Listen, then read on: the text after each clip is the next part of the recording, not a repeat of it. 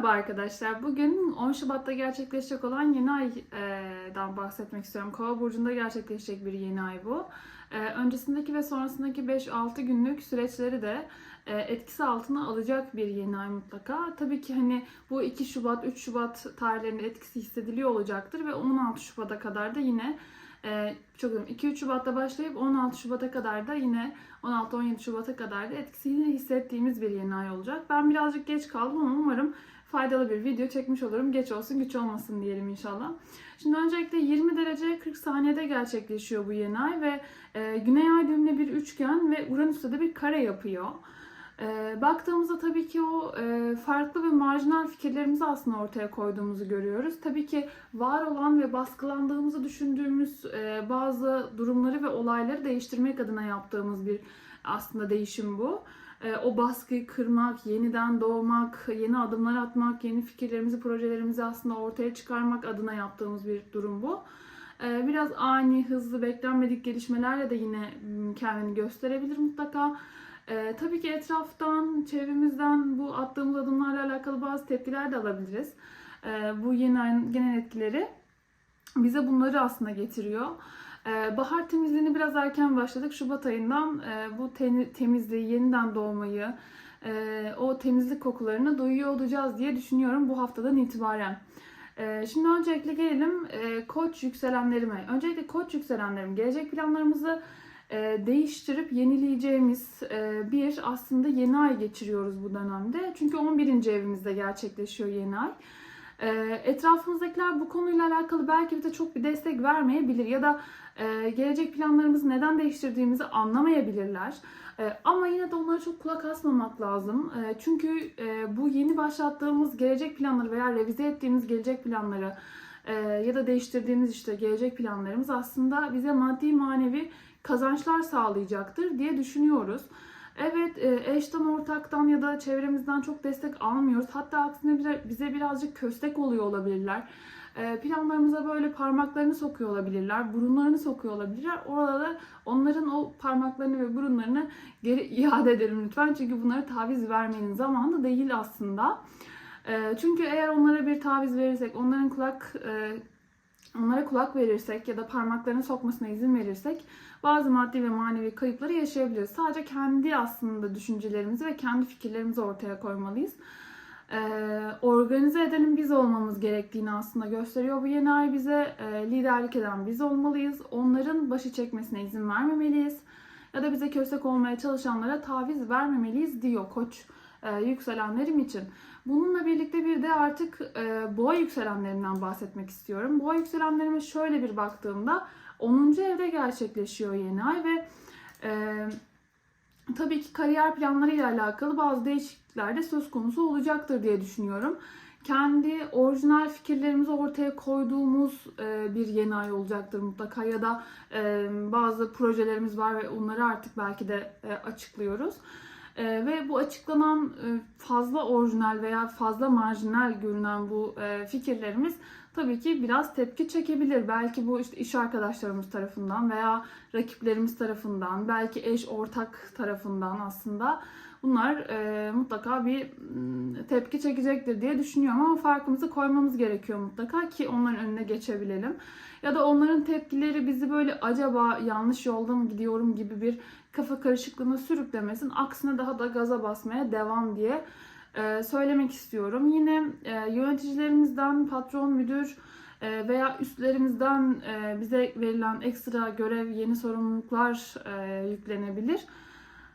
Bunları da böyle direkt reddetmek yerine biraz daha üzerine düşünsek daha iyi olur diye düşünüyorum bu ay yükselenlerim. Umarım çok güzel bir yeni ay geçirirsiniz.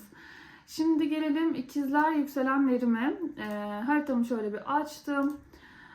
Öncelikle 9. evinizde gerçekleştiğini görüyorum. Yeni ayın ve tabii ki neydi? Planlarımızı aslında o ay düğümlerinin de açısıyla beraber planlarımızı bir kader sanki engelliyor gibi görüyoruz. Tabii ki bazı planlarımız yani gelecek planlarımızla alakalı ve önümüze çıkan engellerle alakalı etrafımızdakiler bak hani artık yeter bence buradan devam etme gibi sözler söylüyor olabilir. biraz sorun yaşatıyor olabilir etrafımızdakilerle ve attığımız o adımlarla. İşte sorun çıkıyor artık, hani bırak dediği bir noktada olabiliriz etrafımızdakilerin. Onlara biraz daha böyle kulak asmadan, belki biraz daha onlardan uzaklaşarak, belki bir tatile çıkmak iyi olabilir bizim için. Ya da tabii ki 9. ev olduğu için tayin, taşınma gibi bir şey bekliyorsak bunları bu hafta aslında aktive edebiliriz. Sosyal medya, e-ticaretle uğraşan ikizler, yükselenlerim varsa onlar yine bu konularla alakalı, ya da reklam projeleri vesaire, orijinal fikirleri varsa bunlarla alakalı, sosyal medya ile alakalı bunları gündeme getirebilir mutlaka. Yine yurt dışı konularıyla alakalı bir gündem bekleyen ikizlerim varsa bu hafta bunları da başlatıyor olabilirler. Hatta başlatmaları gerekiyor. Yani uzun zamandır ertelediğimiz bazı bu konularla alakalı, işte tayin, taşınma ya da yurt dışı, e-ticaret, sosyal medya, reklamcılık konularıyla alakalı ertelediğimiz bir şeyler varsa artık bu hafta onları da gündeme getirip eyleme geçmemiz gereken bir hafta olarak görünüyor bu yeni ay. Çok da güzel bir zaman, çünkü erteledikçe artık iyice çığ gibi gözümüzde büyüyor. Bir an önce aslında harekete geçsek iyi olur diye düşünüyorum. Şimdi gelelim artık yengeç yükselenlerime. Yengeç yükselenlerimin 8. evinde gerçekleşiyor bu yeni ay ve tabii ki aile ve eşle, ortakla, aileyle, eşle veya ortakla kaynaklarımızı ayırmak konusunda zaten bir düşüncemiz vardı büyük ihtimalle ve artık bu yeni ayda bunu harekete geçirdiğimiz bir durum olacak. İşte belki bunun konuşmasını, görüşmesini yapıyoruz ya da bununla alakalı bir adım atıyoruz. Tabii ki bu boşanma da olabilir, ortaklıktan ayrılma da olabilir. Aileyle yaptığımız bir iş vardı ve buradan artık kendimizi çekiyor da olabiliriz. Yani kendi bağımsızlığımıza ve bireyselliğimize belki de gidiyor olabiliriz. Çünkü kendi planlarımızı artık uygulamak istiyoruz ve bunun için de çok da güzel zamanlar aslında. Beklediğimiz bir kredi, miras, borç yapılandırması, tazminat, ikramiye gibi konular varsa eğer, bunları yine aslında bu hafta bekleyebiliriz ya da bunlar gelebilir. İşte borç yapılandırması için yeni bir kredi veya yapılandırma fırsatı bulabiliriz gibi.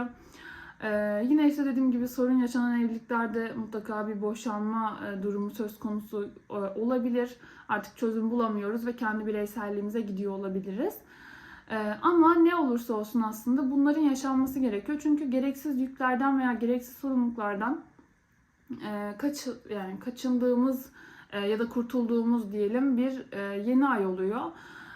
Ve karşımızdaki insanların, ailenin, eşin, ortağın veya işte neyse bu ortak kaynaklarımızı birleştirdiğimiz insan kimse karşımızdaki, onun duygusal manipülasyonlarına da gelmememiz gereken bir dönem olarak aslında karşımıza çıkıyor bu yeni ay ve güzel bir yeni ay aslında diyebiliriz. Kendi bağımsızlığımıza gidiyoruz çünkü. Şimdi gelelim artık aslan yükselenlerime. Aslan yükselenlerime baktığımda 7. evinde gerçekleşiyor bu yeni ay. Ve tabii ki eş, ortak, bunlardan bir teklif geliyor olabilir karşımızdan. Yani bunu tabii ki bu eşse bir evlilik teklifi olabilir ya da bir boşanma teklifi olabilir. Ortaksa eğer ortaklığı bitirme veya ortak olma teklifi gelebilir ve bunu kabul etmek aslında doğru olacaktır. Onlar çok inatlaşmadan bunu yapabiliriz. Çünkü yani bu durumun değişmesi, işte evliysek boşandık ya da işte ortaksak ayrıldık ya da ayrıysak, yani ortağımız yoksa bir ortak edindik. Bunlar hayatımıza ekstra bir bakış açısı getirecek mutlaka ve bize o taraftan da bakmayı öğretecek. Bu bakımdan güzel bir yeni ay diyebiliriz. Tabii ki şu da olabilir. 7. ev açık, yani rakiplerimizin de evi olduğu için artık uzun zamandır bir rakibimiz vardı ve bir türlü bizi alt edemiyordu. Artık hani gel beraber iş yapalım diye de olabilir. Yani bükemediği bileği öpüyor da olabilir. Böyle bir durum söz konusu olabilir diye düşünüyorum aslan yükselenlerim.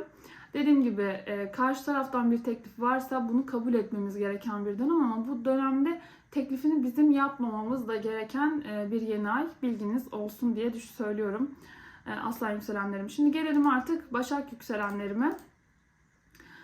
Başak yükselenlerimin 6. evinde gerçekleşiyor bu yeni ay ve baktığımda Tabii ki iş arkadaşlarınızla alakalı sorunlar varsa bu sorunların çözülebileceği, işte iş yeri ve düzen değişikliği ile alakalı bir sorun varsa hayatımızda bunların yine yenilendiği bir ortamın, yani iş yerindeki düzen değişikliğinin yenilendiği bir ortamın sağlandığı ya da işte yine iş yerindeki arkadaşların değişmesi veya iş yerindeki düzen değişikliği için ortaya bir fikir atmamız, özellikle farklı ve marjinal fikirlerimizi ortaya koymamız yine çok doğru bir fırsat olacaktır bu hafta için. Yine yurt dışı, çünkü hani 9. evdeki bir Jüpiter ve Uranüs var demiştik. Yurt dışı fırsatları, yeni bir iş teklifi, yeni iş kurma, iş bulma, iş değiştirme ya da akademik alan, e-ticaret, sosyal medya ve reklam konuları tabii ki gündemde olabilir diye söylüyorum aslında. Yine sağlıkla alakalı uzun zamandır hasır altı ettiğimiz bazı işte konular varsa bunlar da gündeme geliyor ve çözüm de bulabileceğimiz bir fırsat da geliyor tabii ki bu yeni ay ile beraber. Tabii ki günlük rutini daha da düzenlemek adına, sağlıklı bir yaşam edinmek adına hayatımızda sağlıklı beslenme, ne bileyim aralıklı oruç, hayatımıza sporun dahil olması gibi süreçlerde söz konusu olabilir bu yeni ayda. Gayet de güzel olur. Lütfen başlatın diye söylüyorum. Çünkü uzun zamandır sağlığımızı ihmal etmiş olabiliriz. Başak yükselenlerim. Şimdi gelelim artık terazi yükselenlerime. Terazi yükselenlerimin 5. evinde gerçekleşiyor bu yeni ay ve baktığımda tabii ki 5. ev konuları mutlaka gündemde olacak. Yani ilişkiler yaşanan özellikle gelgitler durumu söz konusu olabilir. Karşı taraf bir gelgit yaşıyor olabilir, kafamızı karıştırıyor olabilir. Bu dönemde aslında yapmamız gereken şey karşı tarafın çok da üzerine gitmemek. Yani bu gelgitlere çok da böyle kafamızı takmamak ya da neden bunu yaptığını sorgulamamak ya da yargılamadan, yadırgamadan, bu enerjiyi sıkıştırmadan hareket etmemiz gereken bir dönem aslında. Yani çünkü hayatımıza geliyor. Yani hayatımızda hala karşımızdaki insan ve sadece işte bazı sorunları var kafasında ve bu sorunlar sizinle alakalı değil, kendisiyle alakalı. O yüzden çok daha böyle kendi haline bıraktığımız bir süreç olarak söyleyebiliriz aslında. Böyle yapmamız gerekiyor yani. Tabii ki ilişkisi olmayan terazi arkadaşlarım için yeni bir ilişki ve aşk teklifi de gelebilir. Çocuk bekleyen terazi yükselenlerin yine sürpriz bir çocuk haberi gelebilir. Sürpriz bir doğum haberi gelebilir hamile olanlar için. Tabii ki günü yani geldiyse. Var olan bir çocuğumuz varsa tabii ki onun sorunlarıyla alakalı bir çözüm de yine geliyor olabilir. Ve bu çözümü biraz daha böyle huyuna giderek yapsak iyi olur. Yani biraz daha işte ne bileyim zorlamadan, inatlaşmadan, üzerine baskı kurmadan daha böyle onu anlamaya çalışarak ve destekleyerek aslında hareket etsek daha iyi olur. Tabii ki hani 5. ev başka hobilerin evi ve hani hobiyi işe çevirmek adına da bir farklı bir fikrimiz varsa da bunu aslında uygulamaya koymak için çok doğru bir zaman diyor harita. Tabii yükselen akreplerin 4. evinde gerçekleşiyor ve hani burada mutlaka yuva konuları, ev almak, ev satmak, tadilat, tamirat yapmak, taşınmak, işte evde düzen değişikliği yapmak gibi konularla alakalı hızlı adımlar atabiliriz. Tabii bu adımlar biraz tepki çekiyor da olabilir. Zaten yeni ayın etkisi buydu, tepki çekmesi. Ve yeni uygulamaya koyduğumuz bazı planlar olabilir. Bu evle, yuvayla alakalı değil, başka konularla da alakalı olabilir. Belki de hayat planımızla alakalı olabilir. Ve hani hiç beklenmeyen adımlar atıyor ve hızlı bir adım atıyor olabiliriz. Belki kendimizi bile şaşırtıyoruz yani. Biz kendimiz bile böyle bir şey beklemiyorduk belki de ama bu işte etraftaki insanlar tarafından yanlış anlaşılıyor ya da biraz tepki çekiyor. Ne yapıyorsun yani oha falan dedikleri bir noktada olabilir. Yine ilişkimizi düzenlemek adına adımlar attıysak veya adımlar atacaksak burada gündem olabilir. Biraz böyle hem kendimizi hem de etrafı şaşırttığımız bir noktadayız ama hiç sorun değil çünkü bu doğru bir adım. Yine de yapmamız gereken bir adım yani diye düşünüyorum açıkçası. Şimdi gelelim yay yükselenlerime. Yay yükselenlerimin 3. evinde gerçekleşiyor bu yeni ay ve tabii Uranüs'te Jüpiter de 6. evinde. Mutlaka günlük rutinde yaptığımız bazı değişiklikler bize keyif verecektir. İşte kendi kafamızı dinlemek adına aldığımız yeni kararlarımız var. Bazı işte bizden beklenen görev ve sorumluluklarımız vardı, beklentiler vardı. Bunlar bize böyle bir baskı gibi, başımızda böyle bıt bıt bıt konuşan birileri gibi hissettirebiliyordu. Ama artık böyle bu yeni ay ile beraber kafamızı dinlediğimiz, biraz böyle her şeye kısa bir mola dediğimiz bir noktadayız aslında. Bazı böyle günlük rutinlerimize ani beklenmedik yeni sürprizler katıyoruz. Keyif verici bir zaman dilimi geçirmeye çalışıyoruz aslında. Tabii ki 6. ev işten çıkma, iş değiştirme, iş kurma gibi konuları gündeme getirebilir. 3. evden gelen tabii ki bir yeni aydı bu ve akraba, kardeş, komşulardan beklenmedik bazı haberler, fikirler, konuşmalar yine gelebilir. Bunlara birazcık kulak assak iyi olur. Çünkü bunlar da biraz gözümüzü açmamıza sebebiyet verebilir. Bu yenilikleri oralardan, kardeş, komşu, akrabalardan da alabiliriz. Bu da yine söz konusu olabilir. Tabii ki hani Jüpiter ve hani Uranüs orada 6. evde ya ve kare açısı var tabii bu yeni aya Uranüs'ün ve baktığımızda tabii ki işte biraz kısa bir mola diyoruz ama eğer biz bu molayı kendimiz vermezsek 6. evden işte ufak tefek böyle bir soğuk algınlığı işte ne bileyim biraz böyle hani biraz bizi yatıracak, evde dinlenmemize sebebiyet verecek bir hastalık hani günlük hani rutinimizi aksatacak ufak tefek bir hastalık da tabii verebilir. Bu da söz konusu olabiliyor. Çünkü hayat burada bize hani gökyüzü burada bize birazcık dinlen, kısa bir mola ver diyor. Buna da kulak versek iyi olur diye düşünüyorum açıkçası. Şimdi gelelim Oğlak yükselenlerime. Oğlak yükselenlerimin 2. evindeydi yeni ay ve baktığımızda tabii ki yani burada da uzun zamandır aslında bir yeteneğimizi geliştirmeye çalışıyoruz Oğlak yükselenler olarak ve bu konular aslında yine gündemde. Eğer bu zamana kadar bir yeteneğimizi geliştirmeye çalışmadıysak, yani başlatmadıysak burada bu yeni ayda aslında yeni bir eğitim alarak bir yetenek edinmeye, bir beceri edinmeye çalışıyor olabiliriz veya var olan yeteneğimizi yükseltmeye, geliştirmeye çalışıyor olabiliriz.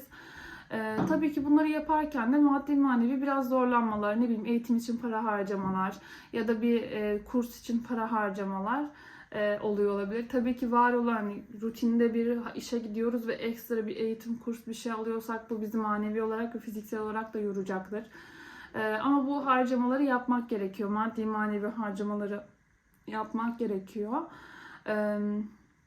Yine işte uzun zamandır belki eğitim aldık, kurs aldık, bir becerimizi geliştiriyoruz. Burada bitiriyor da olabiliriz bunu. Ve hani bunun üzerine mesela bir işte bunun mesleğini edinmek yani aslında bundan bir para kazanmak adına da bir adım da atıyor olabiliriz tabii ki.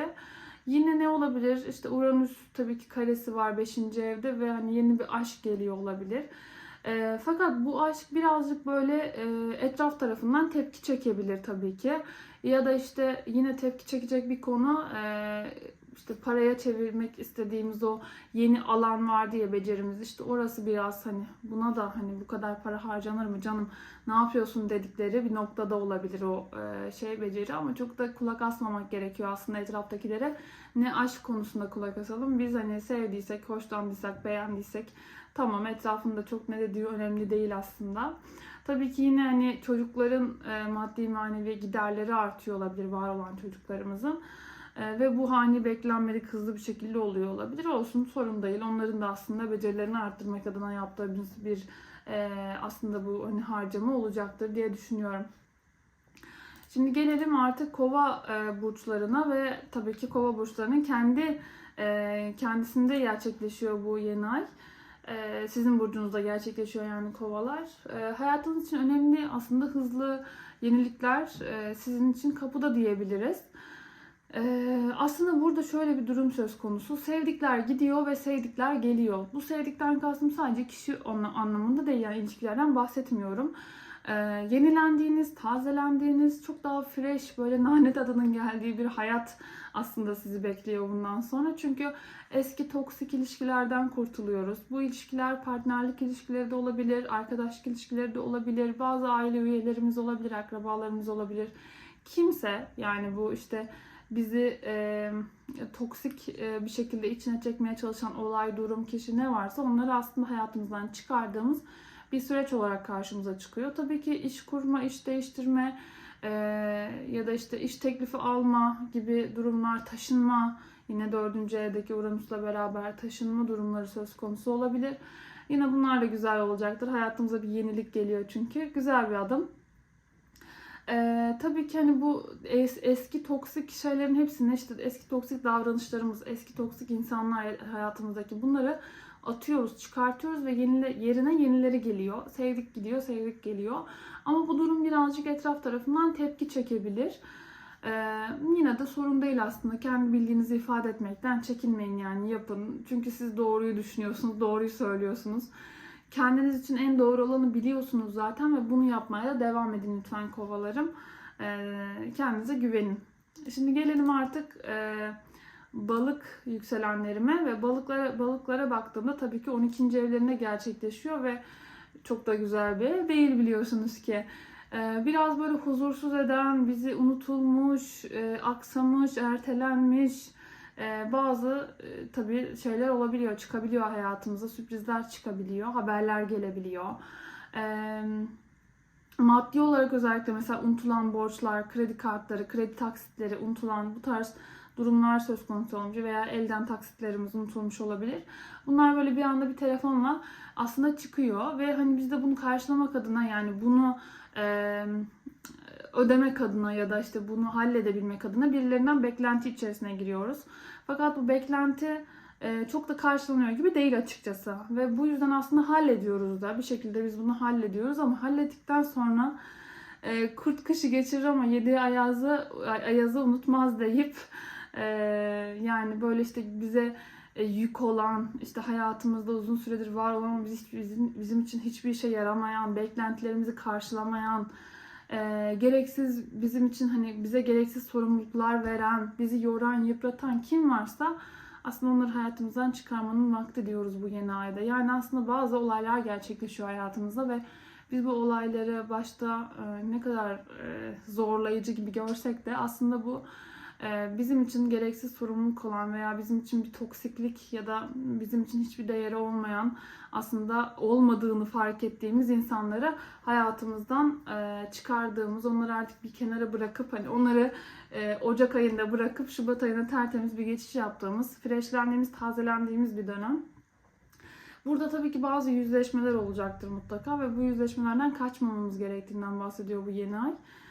Öncelik sizsiniz, kendinize gelin diyor gökyüzü. Lütfen öyle yapın balık yükselenlerim. Umarım çok güzel bir yeni ay geçiririz. Kendinize çok iyi bakın, hoşça kalın.